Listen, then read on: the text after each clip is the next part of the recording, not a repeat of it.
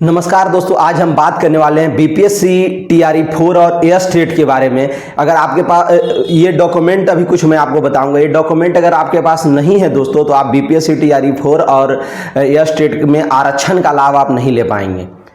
तो ये इसीलिए करें, दोनों एयर स्टेट और बीपीएससी टीआरई 4 दोनों के लिए ये कागज़ को आप बनवा लीजिए, आपके लिए बहुत ही वरदान साबित होगा।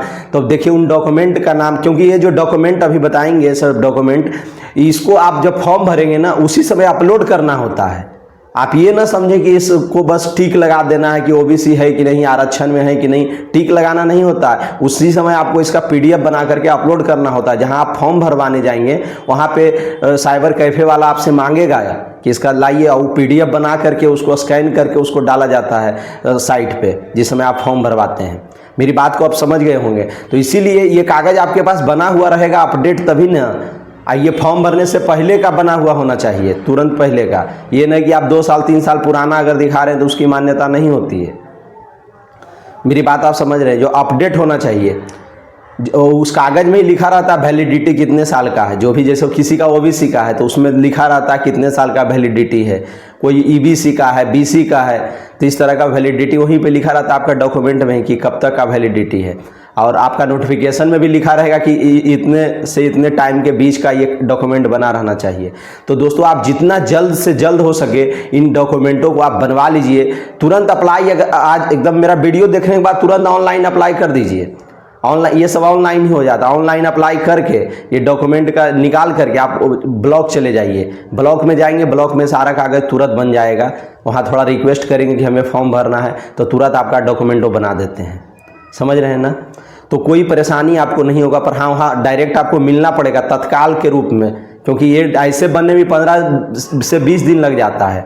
पर और अगर आप ब्लॉक चले जाएंगे, मतलब मिलने के लिए वहाँ कहिएगा, रिक्वेस्ट कीजिएगा, तो आपको डॉक्यूमेंट तुरंत आराम से बना करके दे देंगे। क्योंकि यही डॉक्यूमेंट आपका एयर स्टेट में अपलोड करना होगा फॉर्म भरते समय, और फिर टीआरई 4 में भी ये सब डॉक्यूमेंट आपको लगने वाला है।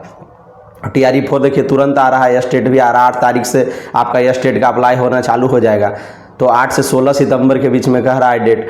तो मान करके चलिए कि आप अभी आपके पास टाइम है, इतना घबराने की ज़रूरत नहीं है। मतलब 1 सप्ताह के अंदर वो बना देते हैं।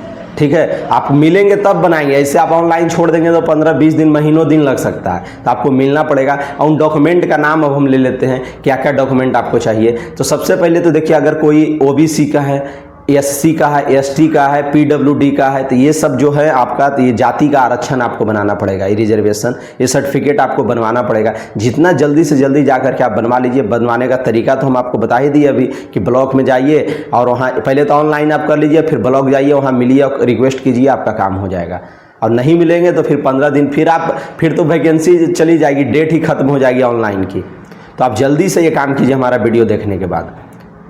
और इसके बाद दोस्तों आपको क्या करना है, अब मान लीजिए डोमिसाइल भी बनाना है। जैसे जो बिहार के निवासी हैं तो निवास प्रमाण पत्र भी आपका होना चाहिए। इसी को इंग्लिश में कहते हैं रेसिडेंस सर्टिफिकेट। तो रेसिडेंस सर्टिफिकेट भी आपको बनवाना है। और नहीं, अगर रेसिडेंस बनवाते हैं तो दिक्कत क्या होगा, तो फिर पता कैसे चलेगा आप बिहार के निवासी हैं। बिहार के निवासी को ना आरक्षण मिलेगा। अब जैसे कोई मान लीजिए अदर स्टेट का कोई है, यूपी का है मान लीजिए, कोई मध्य प्रदेश का कोई बंदा है, कोई विद्यार्थी है जो ओबीसी में है, तो उसको बिहार में आरक्षण का लाभ नहीं मिल सकता है। समझ रहे हैं मेरी बात को। उसको बिहार में आरक्षण का लाभ नहीं मिलेगा ओबीसी रहने के बावजूद भी, क्योंकि उसके पास बिहार का निवास प्रमाण पत्र नहीं है। मेरा बात समझ रहे हैं। तो इसीलिए आपको निवास प्रमाण पत्र और साथ में आपका अपना आरक्षण, कैटेगरी का आरक्षण दोनों रहेगा, तभी आपका काम हो पाएगा। तभी आप फॉर्म को अच्छे से भरेंगे और आरक्षण का लाभ ले पाएंगे। अब हम दोस्तों आपको बताएंगे कि इसमें पासिंग मार्क्स कितना चाहिए। यह स्टेट में अगर आप फॉर्म भरते हैं तो पासिंग, एक क्वालिफाइंग एग्जाम, इससे डरने की कोई ज़रूरत नहीं है, बस इसमें पास होना है। तो देखिए, जो जनरल कैंडिडेट हैं, जो जनरल में आते हैं, उनका 75 नंबर चाहिए। 150 नंबर का आपका एग्जाम होता है, 75 नंबर बस आपको चाहिए दोस्तों। घबराने की ज़रूरत नहीं है, मात्र 75 नंबर आप ले आइए, आपका काम हो जाएगा। तो 75 नंबर बस आपको लाना है। जो जनरल में है, समझ गए, जनरल या ईडब्ल्यूएस में, तो ये कागज़ आप बनवा लीजिएगा। तो जनरल या ईडब्ल्यूएस को कितना लाना है, 75 नंबर 150 में। अब हम आपको बताएंगे कि जो लोग ओबीसी में हैं तो ओबीसी को कितना लाना है।